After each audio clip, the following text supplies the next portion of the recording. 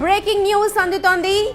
Jaish-e Mohammed chief Masood Azhar కు గట్టి ఎదురు దెబ్బ తగిలింది. భారత్ చేసిన మిసైళ్ల దాడిలో అతని ఫ్యామిలీ మొత్తం హతమైనట్లుగా మనకు వార్తలుస్తూ ఉన్నాయి.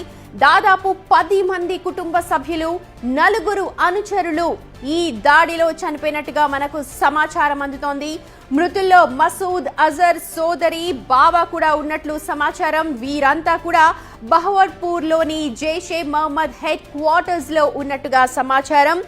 మనందరికీ తెలుసు, ఆపరేషన్ సింధూర్ లో భాగంగా ఇవాళ ఉదయం దాదాపు 9 ఉగ్రవాద స్థావరాలపై భారత్ అటాక్ చేసింది. అందులో పీఓకేకి సంబంధించి కొన్ని స్థావరాలున్నాయి. అలాగే పాకిస్తాన్ లోపలికి వెళ్లి జరిపిన దాడుల్లో కొన్ని స్థావరాలున్నాయి. భారత్ మిసైళ్ల దాడితో ఇప్పుడు పాకిస్తాన్ కుదేలైపోయింది. ఈ నేపథ్యంలోనే మనకు లేటెస్ట్ గా అందుతున్న సమాచారం, జైషే మహమ్మద్ చీఫ్ మహమ్మద్ మసూద్ అజర్ కు గట్టి ఎదురు దెబ్బ తగిలింది.